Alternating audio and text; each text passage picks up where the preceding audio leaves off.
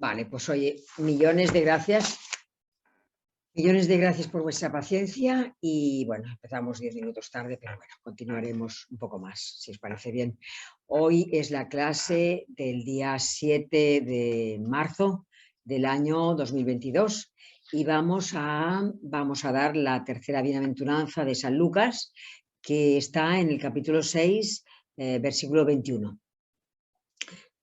Entonces, vamos a rezar la oración antes. En el nombre del Padre, del Hijo y del Espíritu Santo. Amén. Señor Jesús, me presento a ti tal como soy. Te pido perdón por mis pecados, me arrepiento de ellos, por favor, perdóname. En tu nombre perdono a todos los que me han ofendido. Renuncio a Satanás, a los espíritus maléficos y a todas sus obras. Me entrego por completo a ti con todo mi ser. Señor Jesús, ahora y por siempre te invito a entrar en mi vida. Te acepto como mi Señor, mi Dios y mi Salvador. Por favor, cúrame, cámbiame, fortaléceme en cuerpo, alma y espíritu. Ven, Señor Jesús, cúbreme con tu preciosa sangre y lléname del Espíritu Santo. Te amo, Señor Jesús. Te alabo, Señor Jesús, y te doy las gracias. Te seguiré cada día de mi vida. María, mi Madre, Reina de la Paz, San Peregrino, Santo del Cáncer, todos los ángeles y santos, por favor, ayudadme. Amén. En el nombre del Padre, del Hijo y del Espíritu Santo. Bueno, pues vamos a ver. Voy a poner esto en silencio un momento.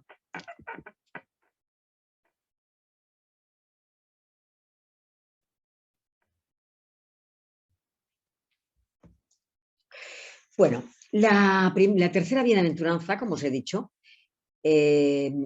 es: bienaventurados los que lloráis ahora, porque reiréis luego. Bienaventurados los que lloráis ahora, porque luego reiréis. O sea, vamos a ver, digamos, al fardo que llevamos todos cada día, los distintos problemas que nos encontramos, que tenemos todos, variando según los días y según las épocas, el tipo de problemas que tenemos. Ya lo dice el Señor: a cada día. No os preocupéis de los días pasados ni futuros, sino preocupaos de a cada día le corresponde su quehacer, dice el Señor. Es decir, a la cantidad de cosas que normalmente tenemos de problemas, a temporadas mejores y a temporadas peores, se pueden juntar todavía cosas más fuertes. Por ejemplo, se puede juntar, se puede unir al problema que tengamos, pues por ejemplo, la muerte de un ser querido. O por ejemplo, decir, pero ¿cómo es posible que yo tenga a los 32 años cáncer? O ¿cómo es posible que ahora de repente todo bien, todo relativamente bien, pero me coge un coche y me parte la tibia del peroné?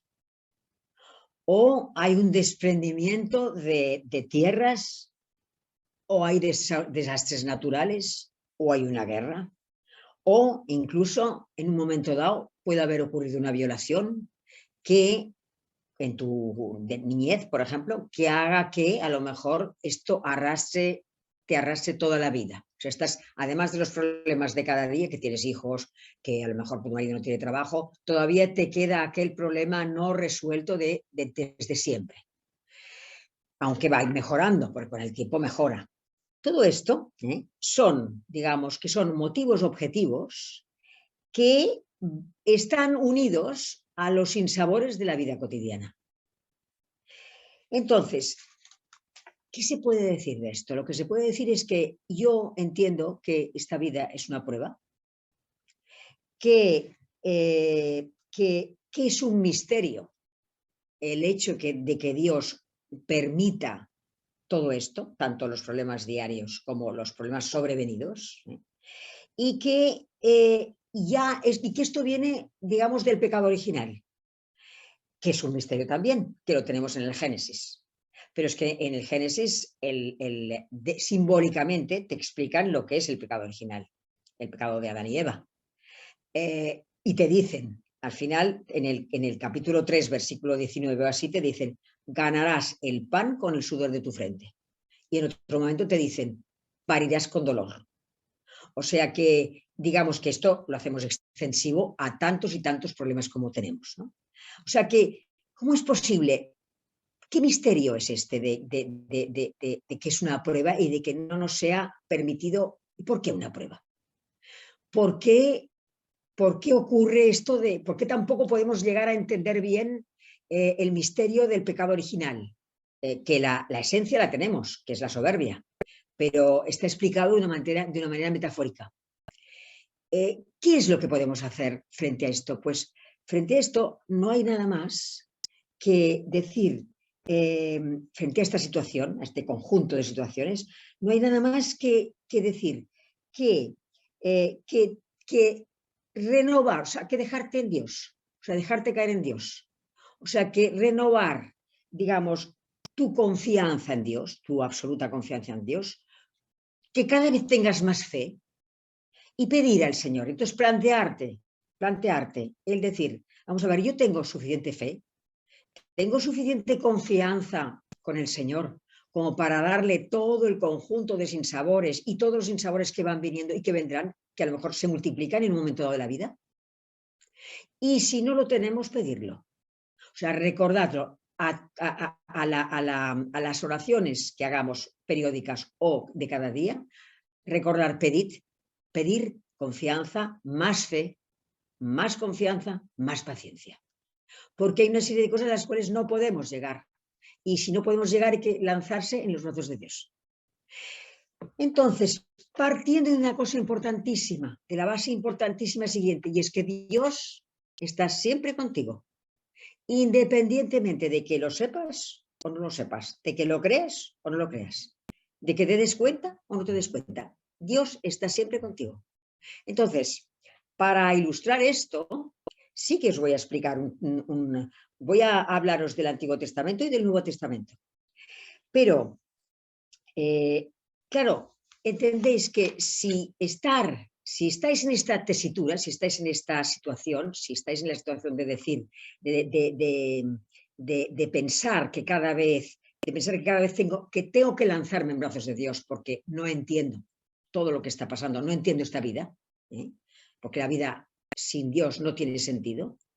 Entonces, claro, como el Señor está permanentemente con vosotros y conmigo, se entenderán cada vez más las cosas porque el Señor estarás receptiva. Y entonces, digamos que no solamente te consolarás tú, sino que consolarás a los demás. Y entonces, consolando a los demás, llegarás a lo que es fundamental, que es la caridad. No hay otra cosa que la caridad, es la base. Pero vamos a ver, o sea, bienaventurados los que ahora lloráis, porque luego reiréis. Entonces, antes de explicaros la base, que es lo que os digo, que Dios está siempre contigo, y por esto es por lo que yo quiero apoyarme en la Biblia para explicároslo, quiero leer un fragmento con respecto a lo que viene después, porque claro, el Señor te dice, bienaventurados los que ahora lloráis, porque luego reiréis. Es decir, cuando lleguemos al otro lado, cuando estemos en un estado de felicidad absoluta con Dios, ya todo será gozo, todo será alegría, ya no nos encontraremos con ningún problema más. Al contrario, estaremos con la iglesia purgante, que son lo que otras veces os he dicho, que es todas las personas que están en el purgatorio, nos encontraremos con nuestra propia familia, nos encontraremos con la Virgen Santísima y con la Santísima Trinidad y con los ángeles. O sea, ahora, entonces, lo que hayamos vivido en esta etapa de la vida nos parecerá un sueño, nos parecerá una tontería, nos parecerá, comparado con la vida eterna, nos parecerá algo que no es nada, Por eso dice el Señor, bienaventurados los que lloráis ahora, porque luego reiréis.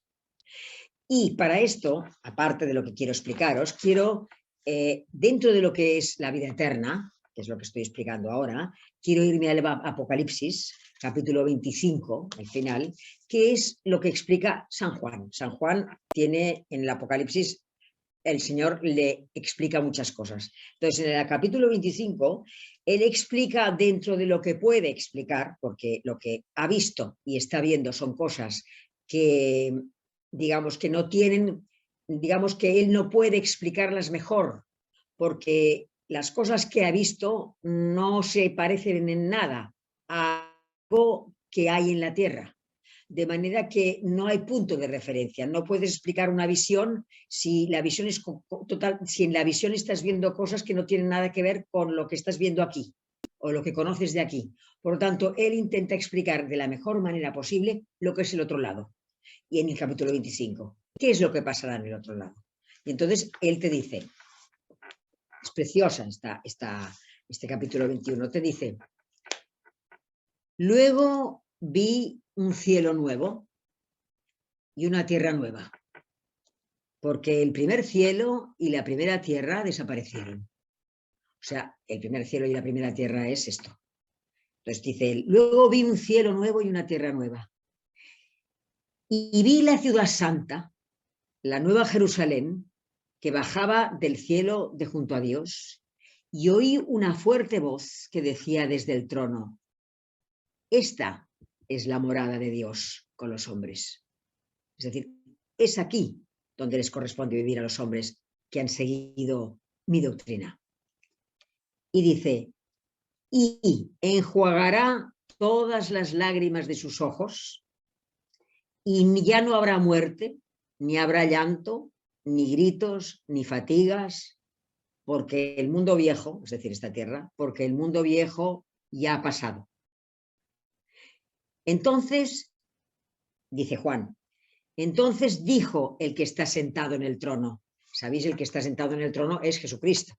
Sabéis que en el credo se dice, creo en Dios Padre Todopoderoso, Creador del cielo y de la tierra, creo en Jesucristo, su único Hijo, nuestro Señor. Y luego dice, bajó a los cielos, subió a los infiernos, que está sentado a la derecha del Padre.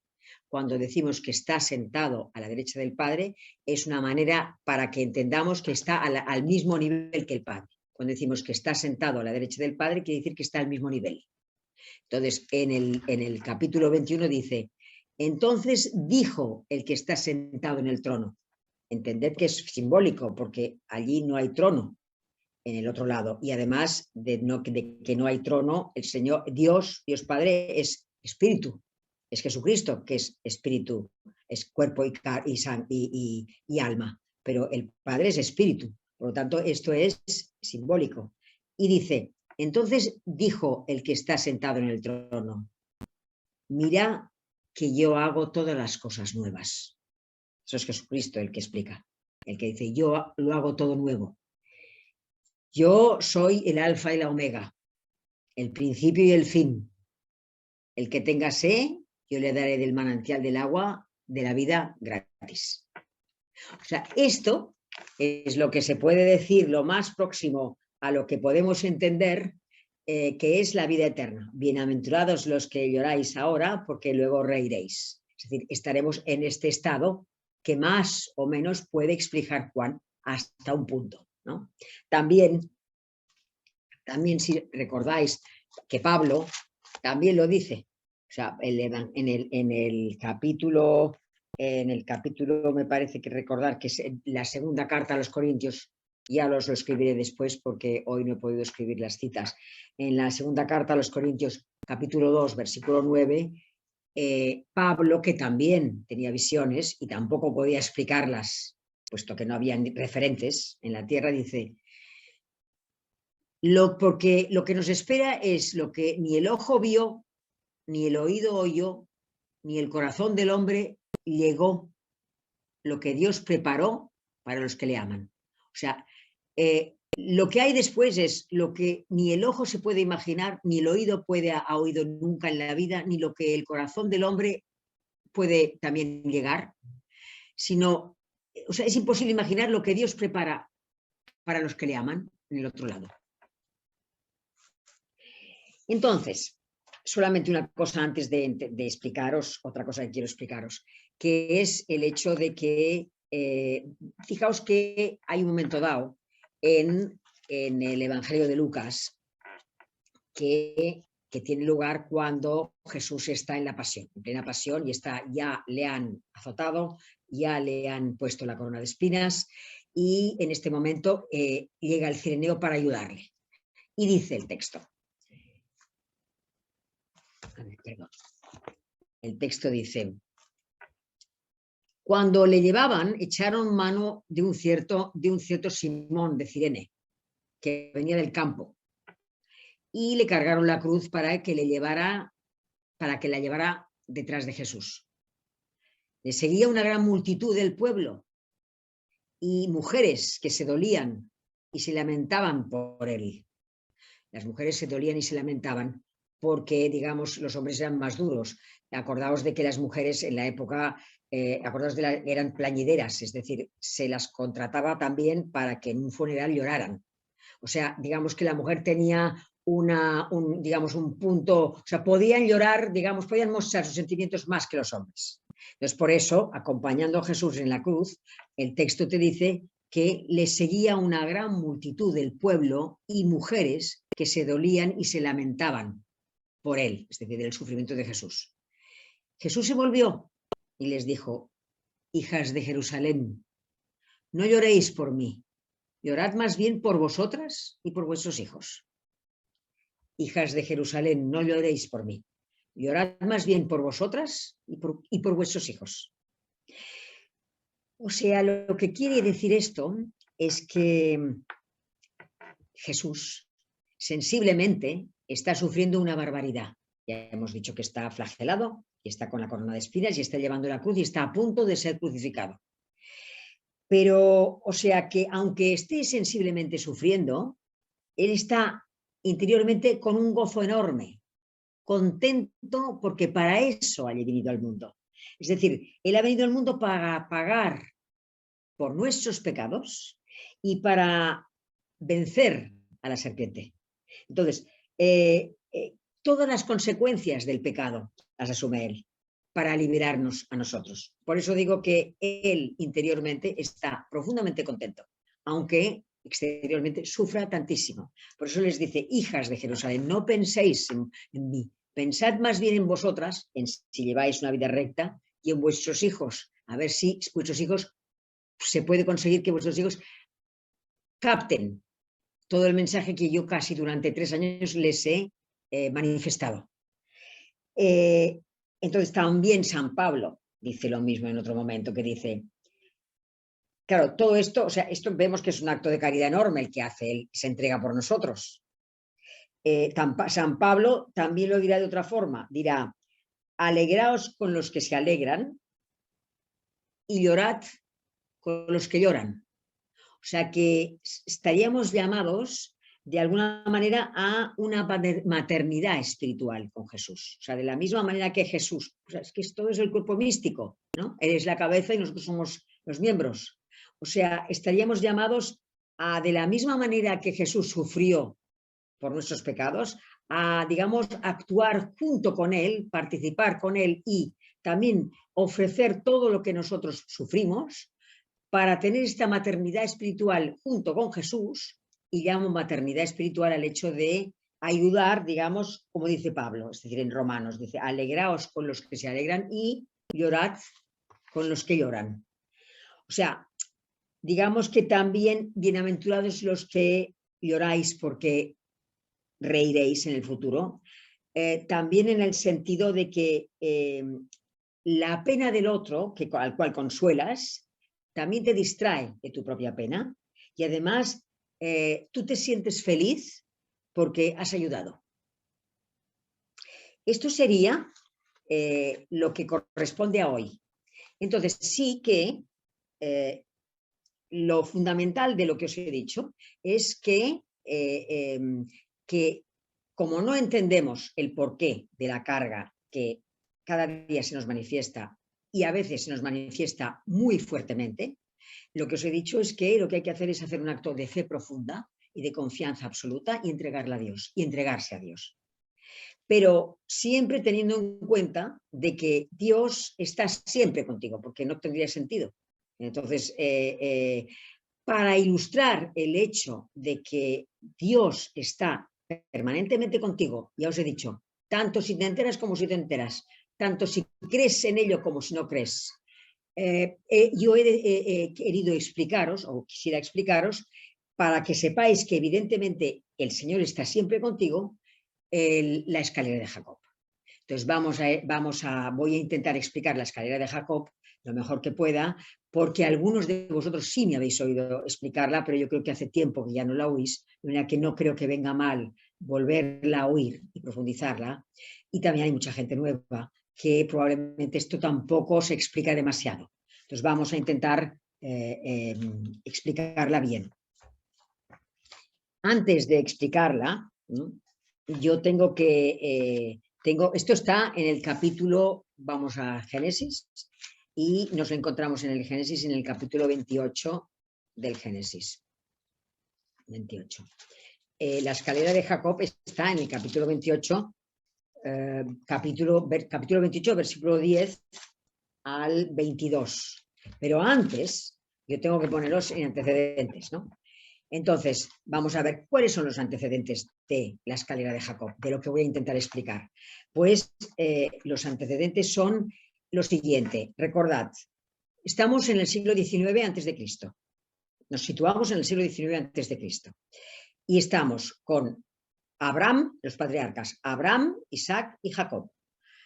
Abraham, que es nuestro padre en la fe, porque oye esta voz que le dice que se vaya de allí a 1000 kilómetros y que él decide marcharse con simplemente su mujer y algunos carneros y ovejas, por la voz que oye, interior o exterior, que le dice, vete de tu tierra, de tu casa, al lugar que yo te mostraré. Nos encontramos en el siglo XIX con Abraham, ya os digo. Abraham tuvo un hijo, que es Isaac. Isaac tuvo dos hijos, que son Esaú y Jacob. Jacob tendrá 12 hijos y una chica. Estos 12 hijos serán las 12 tribus de Israel. Y de estas 12 tribus saldrán todos los judíos. Entonces, vamos al... entonces, entonces, estamos en Jacob. Entonces, primeramente nos situamos Abraham, Isaac y Jacob. Y entonces nos situamos en Abraham tuvo un hijo que se llamó Isaac. Isaac se casa con Rebeca. Y Rebeca tiene, como he dicho, mellizos, que son Esaú y Jacob. Recordad que vivíamos entonces en una etapa, se vivía entonces en una etapa en la que había nada más, eran tribus. Tribus, ellos vivían, porque había reinos, ya os lo he explicado otras veces, ¿no? Pero ellos vivían en tribus, en clanes. Entonces, el jefe del clan en ese momento era Isaac y su mujer Rebeca. Entonces, hay que pensar que todo se entregaba al primogénito. O sea, si tuvieran 12 hijos o 10 o 8, los otros se tenían que espabilar por su cuenta. Todo lo que la riqueza del clan o de la tribu iba al primogénito. En este caso, el primogénito que salió primero de los dos mellizos de Rebeca fue Esaú. O sea, el sucesor de Isaac tenía que ser Esaú. Era Esaú. Esaú era... ¿cómo os diría yo? Esaú era una persona, esto lo deduzco yo, de todos los, de lo que explican a partir del casamiento de Isaac, capítulo 24 al 28. Si vosotros lo leéis, veréis poco a poco que todo lo que explico, perdón, todo lo que explico... todo lo que explico está basado en las explicaciones del capítulo 24 a 28 y veréis las deducciones que saco, que son realmente, porque se pueden sacar deducciones de cómo era el carácter de ellos, de las 4 personas que forman la familia, que son Isaac, Rebeca, Esaú y Jacob. Entonces, este sucesor futuro de Isaac, ¿cómo era? A ver, Esaú era un hombre que era, digamos, se entendía que podía ser, que pensaba de alguna manera, entenderíamos hoy con nuestras palabras que era, vamos, más superficial. Estamos en el medio del desierto, en desierto, en tiendas de tela y con carneros, ovejas, poligamia y pastores por en medio. Y a veces llanuras y verde, en donde pueden comer los pastos. Entonces, Esaú era una persona que, digamos, más bien pensaba en lo inmediato. Él pensaba en lo inmediato, era un hombre de campo, era un hombre más bien rudo y era muy espontáneo, era pocas tonterías. Jacob era un hombre muy distinto, era un hombre, ya lo veremos, calculador, era un hombre ladino y se apoyaba mucho en su madre, mucho, mucho en Rebeca. ¿Cómo, cómo era? Y era pastor. O sea, quiero decirte, así como el otro salía, iba a cazar. Jacob no. Jacob estaba con los demás pastores, se hacía amigo de los pastores, él llevaba una vida tranquila, pero evidentemente debía tener envidia de su hermano, pues nada más eran dos. Tenía que tener envidia de su hermano porque era el hermano el que iba a heredar todo, que era Esaú. Cuando Esaú aparentemente era un hombre, diríamos hoy más bien fresco, tranquilo, un hombre que hacía lo que quería. Y Esaú era más retorcido, Jacob era más, ya os digo, ladino, más calculador. ¿Cómo era Isaac? ¿Cómo era el padre? Por todos los capítulos que vemos, del 24 al 28, vemos que era una persona muy buena, una persona apacible, una persona suave, que intentaba que nadie riñera con él y evitaba las riñas. Por ejemplo, solo buscaba la paz. Si él de repente, pues esto se les decía que tenía que hacer un pozo y luego estaban haciendo un pozo de agua y se le decía que ese no era el pozo, pues cambiaba de sitio para no pelearse y se iba a otro pozo, a hacer otro pozo, o sea, más trabajo. Era una persona que rezaba muy a menudo, que llega un momento en que levanta un altar a Yahvé. Es muy piadoso, es muy inclinado a la meditación, así era Isaac, Es decir, era un alma profunda. Ahora era débil de carácter, estaba muy dominado por Rebeca.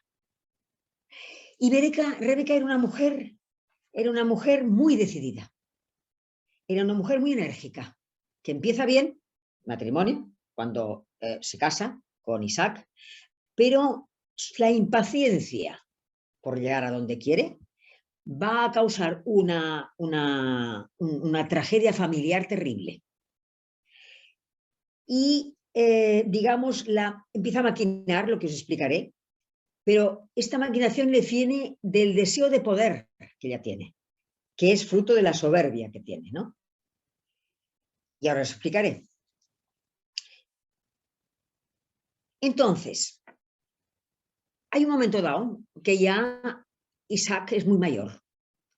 Y siendo tan mayor, piensa que lo que tiene que hacer es bendecir a su hijo. Es decir, las bendiciones y maldiciones, estamos en el siglo XIX antes de Cristo, las bendiciones y maldiciones eran en la mentalidad de la gente de los antiguos, la bendición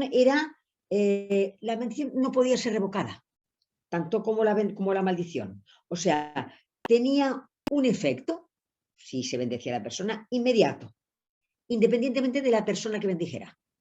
Entonces, Isaac, que se encuentra ya muy mayor, que ya está, digamos, que ya casi no ve, que oye muy mal, piensa que ha llegado el momento ya de bendecir a su hijo Esaú para que tenga lugar la transmisión, que empiece a ser, una vez muerto él, el jefe del clan. Y le dice que le bendecirá, que le va a bendecir, pero que antes vaya a buscar para celebrarlo, que vaya a buscar me parece que dice un ave, o sea, algo que le guste.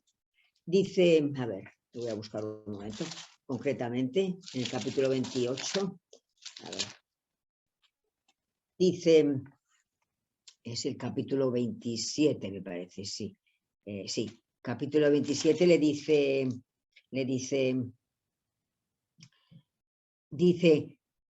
mira, le dice a Esaú, Isaac le dice, toma tus saetas, tu aljaba y tu arco, sal al campo y me cazas alguna pieza.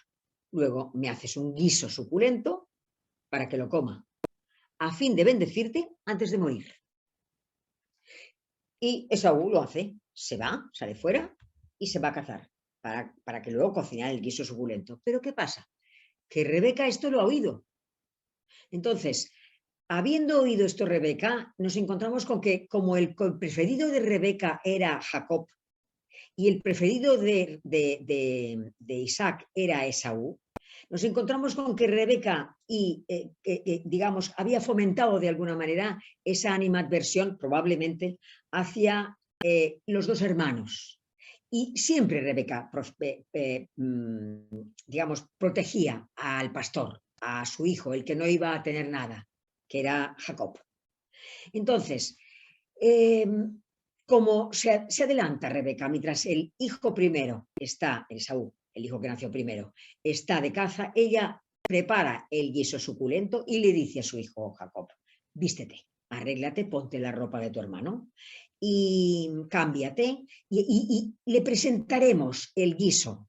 Mientras tu hermano está fuera, le presentamos el guiso que yo cocino a tu padre y él te bendecirá. Y cuando te bendiga, ya el jefe de la tribu serás tú, no es Esaú que está de viaje o que ha ido a buscar, que ha ido a buscar el guiso, el ave para que tu padre coma, sino que una vez bendecida las cosas están hechas y ella se pone a cocinar y él le indica cómo se tiene que vestir él.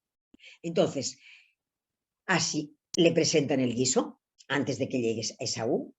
Rebeca ha cocinado, le presentan el guiso y entonces, claro, nos encontramos con que Isaac no ve bien, no oye, pero huele. Perdón, no huele, sí, huele, pero no ve ni oye bien. Y entonces, cuando le presentan el guiso, se sorprende de la rapidez. Y dice el texto, cuando él llega, porque claro, Jacob está revestido de la ropa de su hermano Esaú, que en ese momento no está. Y Isaac, cuando le presentan el guiso, le dice, qué listo has andado en hallarlo, hijo. Y el hijo responde, Jacob responde, sí, es que Yahvé tu Dios me lo puso delante. Y le dice, acércate que te palpe. Entonces, claro, él duda, Isaac duda porque dice, la voz es la de Jacob. No oye bien, ¿eh? La voz es la de Jacob, pero las manos son las de Esaú. Y más tarde le dice, acércate y bésame, hijo. Claro, como él lleva la ropa y la gente se lavaba poco y él lleva la ropa del hijo, ¿no? Del otro hijo de Esaú, cuando se acerca, le dice, acércate y bésame, hijo. Jacob se acercó, le besó y dice el texto de la Sagrada Escritura, y al aspirar Isaac el aroma de sus ropas, le bendijo. O sea, le convenció. O sea, finalmente Isaac bendice al hijo que no es, al hijo que no debe ser, que es Jacob. ¿Qué pasa entonces? Que Esaú llega y Esaú se encuentra con todo rehecho. Es decir, las bendiciones no tienen vuelta atrás. Entonces se enfada, le pide al padre que cambie la bendición. El padre le dice que no puede, que ha bendecido ya, que no puede hacer otra cosa. Le bendice de otra forma, dice otras cosas que no vienen al lugar, le bendice de otra forma, le da otras bendiciones, ¿no? Pero entonces ocurre toda esta tragedia familiar que no es un problema de herencia, que no tiene, que es una cosa terrible, que es el hecho de que le entra esa una manía terrible hacia su hermano Jacob, de tal manera que lo quiere matar. Pensad como Caín quiso matar a Abel y mató a Abel, ¿no? Recordad que estamos en el siglo XIX antes de Cristo. O sea, no es el siglo XIII antes de Cristo, en el cual es ojo por ojo, diente por diente, en la época de Moisés, sino que aquí es lo de siempre, es lo mucho más fuerte. Yo mato a tu mujer, pues tú has matado a mi mujer y yo arraso el campamento. Yo te cojo 2 carneros, pues yo mato a toda tu familia. O sea, es venganza, era cruelísimo, como os dije, expliqué cómo era la vida en la época en la primera bienaventuranza que os conté. Entonces nos encontramos con esta tragedia familiar terrible en que Esaú, rabioso contra su hermano, quiere matar a su hermano. Nos encontramos con que la madre, que es Rebeca, de la noche a la mañana, resulta que le dice a Jacob, vete de aquí porque tu hermano te quiere matar, vete a casa de mi hermano que está a 1600 kilómetros de aquí y por lo menos ganas la vida. Automáticamente la madre, Rebeca, deja de probablemente hablar con Esaú, porque Esaú ve toda la maquinación de la madre. O sea, hay un enfrentamiento entre Esaú y Jacob, enfrentamiento entre Esaú y la madre, Rebeca, entre Rebeca y probablemente Isaac. Hay una desazón y un apartamiento, puesto que Isaac se da cuenta de que todo ha sido una maquinación debido a Rebeca. ¿Y qué pasa con Jacob? ¿Qué pasa entonces con Jacob? Y entonces empieza la escalera de Jacob. Es lo que yo quería explicaros. Esto es los preliminares. Nos encontramos con un hombre, Jacob, que de la noche a la mañana, hablando con nuestro lenguaje, se siente totalmente perdido psicológicamente. O sea, moralmente es un hombre destruido, no hay familia. Ha querido hacer algo que no debía hacer, quería ser el primogénito, pero de repente se encuentran con que hay un vuelco total y absoluto en que la madre le dice, vete, porque te matan. O sea, que va a tener que irse de donde está a un sitio y que no sabe dónde es. Entonces, de la noche a la mañana se encuentra no solamente perdido psicológicamente, sino que pierde las referencias, no tiene nada. Es decir, se encuentra solo, se encuentra abandonado, no tiene familia, porque la familia en principio la va a encontrar a 1000 kilómetros y vete a saber si llegará hasta donde dice, hasta su casa de su tío. Ha perdido amistades. Las amistades eran los pastores, él era pastor, él estaba siempre con la gente alrededor. Entonces sus amigos, los amigos eran los pastores, debían mirar por la noche las estrellas, hablar y ir a dormir pronto, levantarse con el alba, cuidar las ovejas y los carneros. Ha perdido la tierra, que en principio tenía, su trozo de tierra, en donde estaban en ese momento su padre Isaac, con su madre Rebeca. Ha perdido el trabajo, la tierra, el trabajo, las amistades, la familia. Ha perdido, está solo, está abandonado y no sabe hacia dónde va. Porque la madre le dice, vete a un lugar que está a 1600 kilómetros. Y ha perdido lo más importante de todo, que es la amistad con Dios. No tiene ni a Dios, o eso cree, porque él, que es el nieto de Abraham, ha oído muchísimo hablar del único Dios. Abraham se lo ha transmitido a Isaac, Isaac le ha transmitido a sus dos hijos lo que su abuelo Abraham vio o sintió en el momento en que dejó todo para irse a una tierra nueva. Entonces, él entiende perfectamente que a pesar de hacer lo que ha hecho, ha perdido el favor de todos no solamente de la familia, sobre todo de Dios. Y sabe que Dios esto no lo aprueba. O sea, que fijaos en el momento psicológico en que se encuentra cuando tiene lugar la escalera de Jacob, lo que ahora explicaré. Repito, pérdida de psicológicamente perdido, abandonado, solo, privado, sin referencias, sin familia, sin amistades, sin tierra, sin trabajo y sin Dios. Entonces el texto dice, Jacob salió de Berseba y fue a Harán. Llegando a cierto lugar, se dispuso a hacer noche allí. Tomó una de las piedras del lugar, se la puso por cabeza y se acostó en aquel lugar. Y tuvo un sueño. Soñó con una escalera apoyada en tierra, cuya cima tocaba los cielos y vio que los ángeles de Dios subían y bajaban por ella. Los ángeles, o sea, él se acuesta sin nada, no lleva ni lo puesto, nada más lo puesto, perdón, ni siquiera algo para cambiarse. Llega a un lugar que luego él llamará Betel, que se llamará Casa de Dios, ya os explicaré por qué, pero en ese momento, debido a que se llama Betel, lo hemos podido localizar y está a 17 kilómetros de Jerusalén, o sea que llevaba 3 días de camino, más o menos, hasta que llega a este sitio, que se llama Betel. Entonces, si muerto de cansancio, coge una piedra, se echa y tiene este sueño.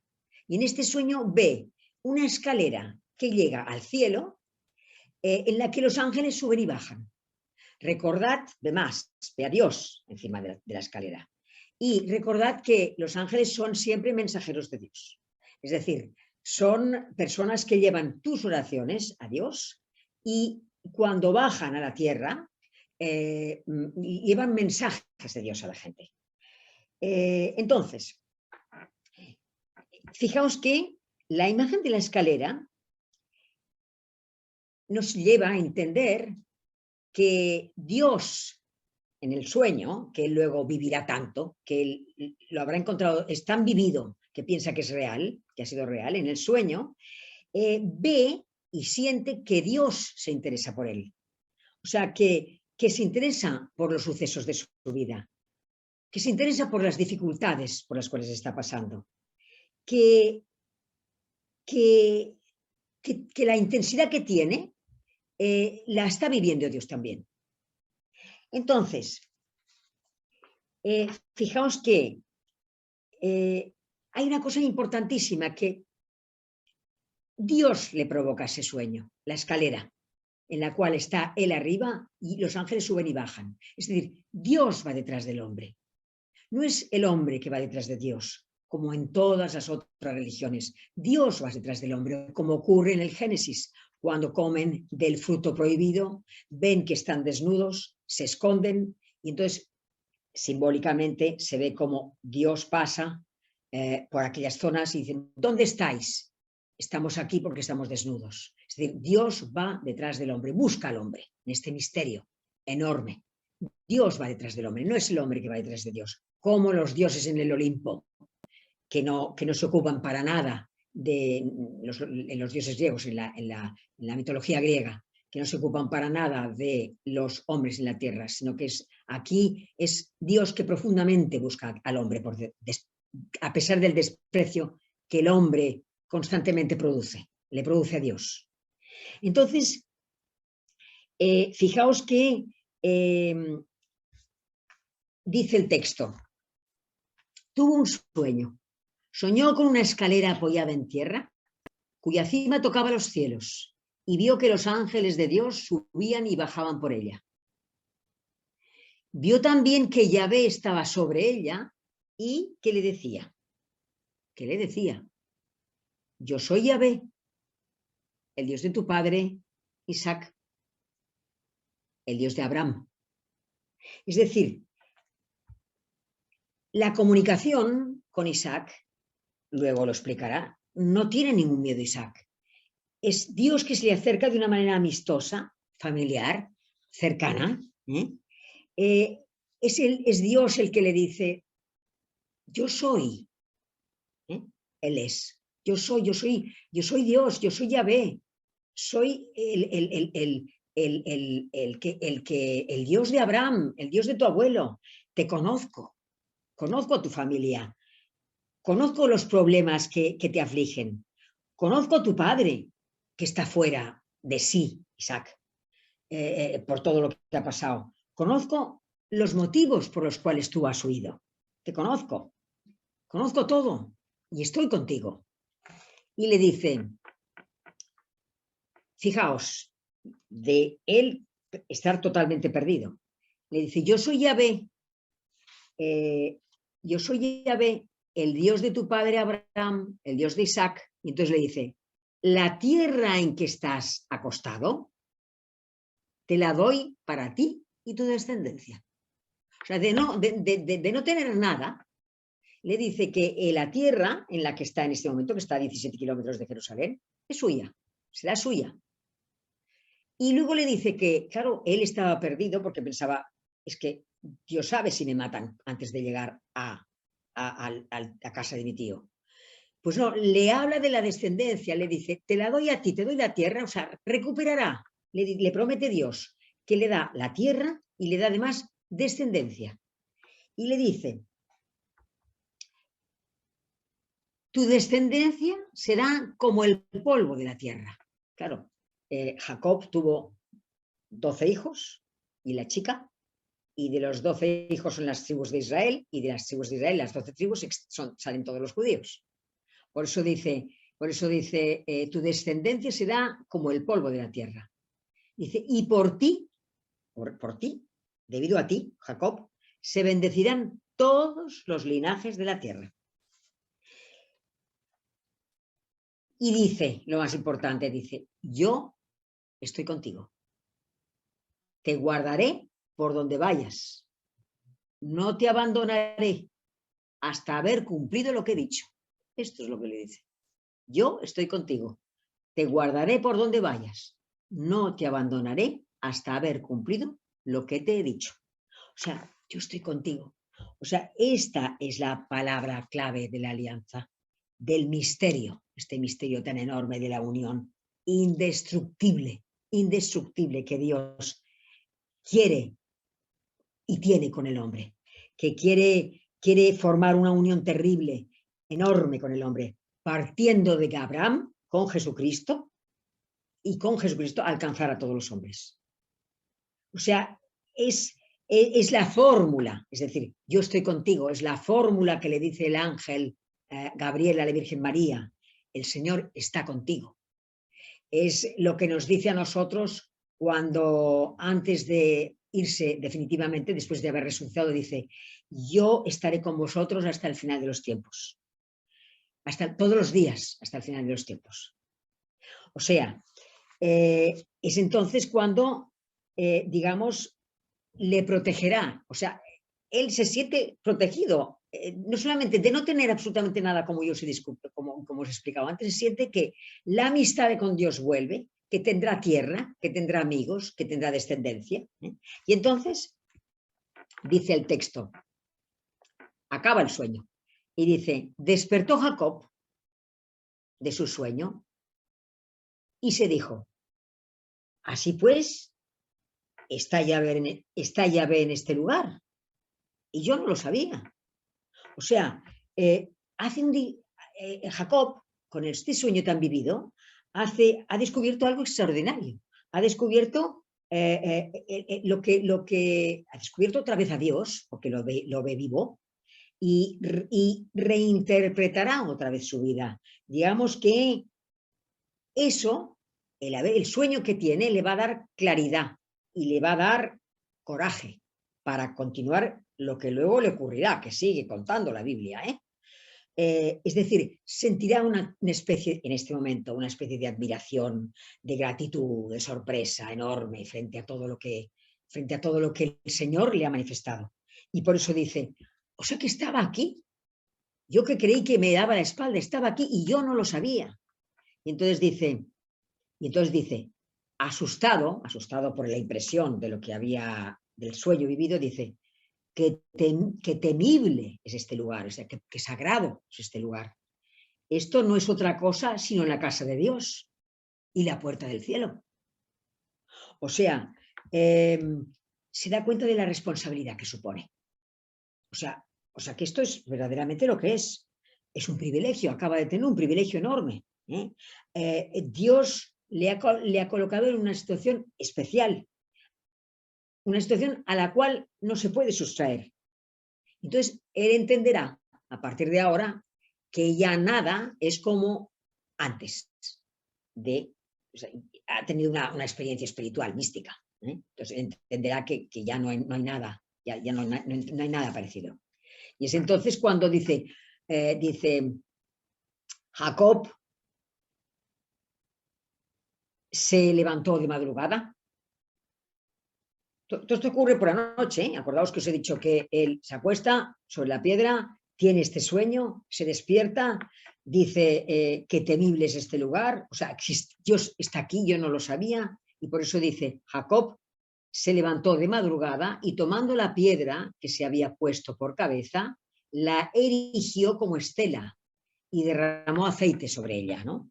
O sea, a ver, coge la piedra y la pone en un lugar, bosque, aquello, estaba desolado, no había nada. Entonces, coloque la piedra, la piedra como señal de que en aquel lugar ha ocurrido algo importante, tan importante que si vuelve tiene que saber exactamente dónde ocurrió lo que le pasó. Y dice que además la estela es como un sitio para identificar el lugar donde le ha ocurrido este sueño. Y dice, derramó aceite sobre ella. Es decir, esto de derramar aceite es un gesto arcaico. O sea, es algo que realmente antiguo, antiquísimo, que fijaos, ha llegado hasta nosotros a través de el crismal previsterial. Ha llegado. Digamos que para nosotros expresa la toma de posesión del Espíritu Santo, ¿no?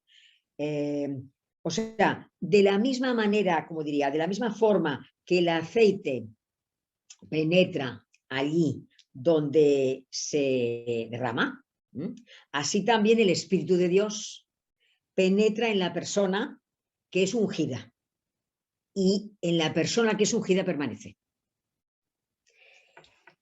Por eso dice Jacob, se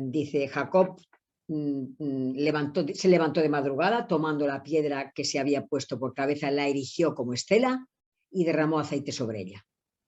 Y luego dice, Jacob hizo una promesa diciendo, si Dios me asiste y me guarda en este camino que recorro y me da pan que comer y ropa que vestirme, me volveré sano y salvo a casa de mi padre y volveré volveré y esta casa será llamada casa de Dios, es decir, Betel, casa de Dios.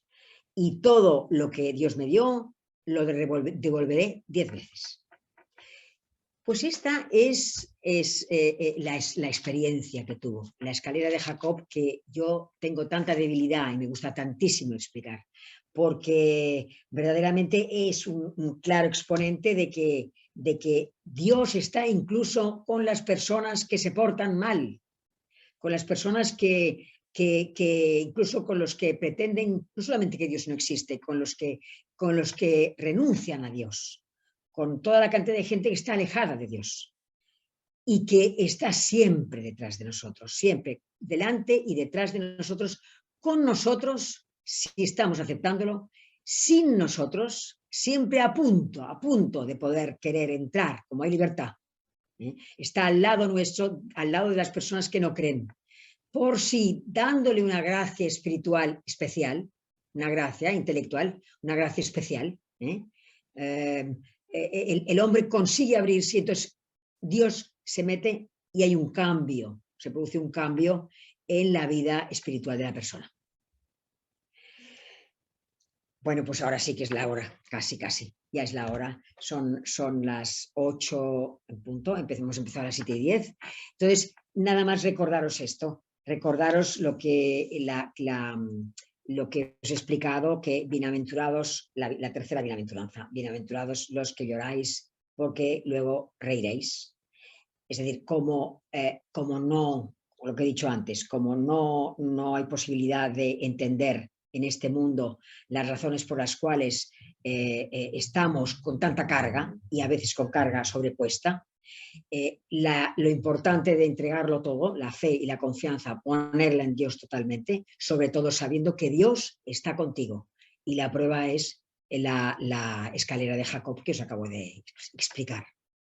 Y recordad que siempre es bueno compartir la tristeza y las desolaciones con las otras personas, por lo que digo de la maternidad espiritual, porque Dios cuenta con nosotros dentro de lo que llamamos el cuerpo místico para ayudarle a ejercer la caridad para con otros. Bueno, pues yo creo que con esta clase hemos acabado, voy a acabar de grabar Y ahora cerraré el micrófono, cerraré la grabación y los demás, si queréis, podéis hacerme alguna pregunta. Y nos vemos la semana que viene, que será día 14 seguramente. Y buenas noches. Vamos a rezar primeramente la salve antes de acabar la charla. En el nombre del Padre, del Hijo y del Espíritu Santo. Dios te salve, Reina y Madre de Misericordia, vida, dulzura, esperanza nuestra, Dios te salve. A ti aclamamos los desterrados hijos de Eva, a ti suspiramos, gimiendo y llorando en este valle de lágrimas. Ea pues, Señora, abogada nuestra, vuelve a nosotros tus ojos misericordiosos. Después de este destierro, muéstranos a Jesús, fruto bendito de tu vientre, oh clementísima, piadosa, dulce Virgen María. Ruega por nosotros, Santa Madre de Dios, para que seamos dignos de alcanzar y gozar las promesas de nuestro Señor Jesucristo. Amén. En el nombre del Padre, del Hijo y del Espíritu Santo.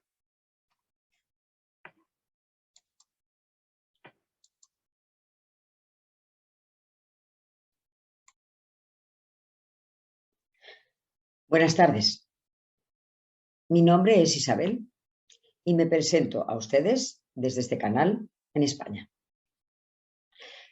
Les invito a seguirme para poder participar en el espacio La Sagrada Escritura en profundidad desde cualquier parte del mundo en el cual se encuentren. La clase de Biblia tiene lugar todos los lunes a las 19 horas, hora de España, 12 horas, hora de México. Y ustedes pueden conectarse fácilmente vía Zoom a dicha hora, en directo, o bien recibir la clase en diferido al día siguiente. Les espero con muchísimo cariño y muchísima ilusión, unidos en los corazones de Jesús y de María. Hasta pronto.